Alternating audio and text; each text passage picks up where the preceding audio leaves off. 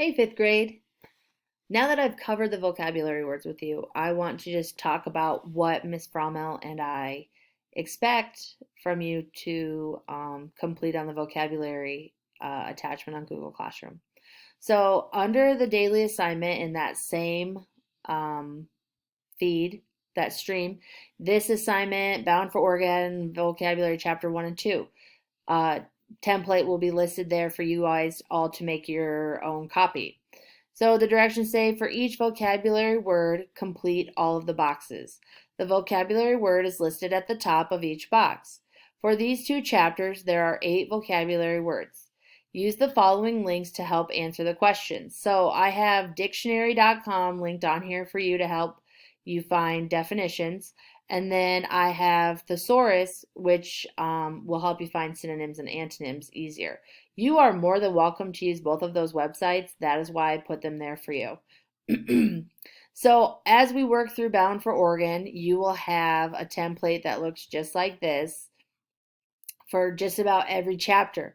The reason we are having you do this is the more you use the word and the more you know about the word, the better you understand it and the deeper understanding you have of it.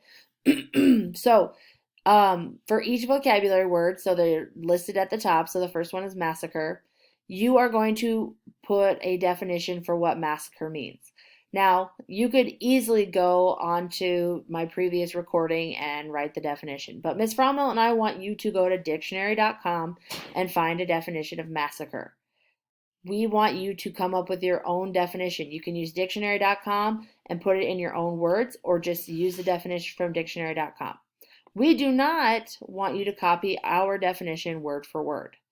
You looking it up is helping you understand and develop a deeper understanding of each of the vocabulary words.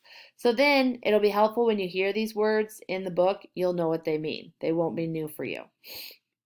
You will also have to find a picture.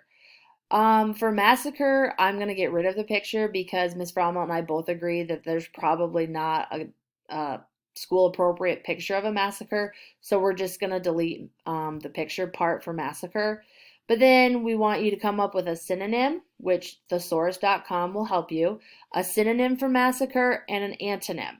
Synonym means same, antonym means opposite. I will add that to the template for the first week or two, but going forward, you should be able to remember that or refer back to this previous document.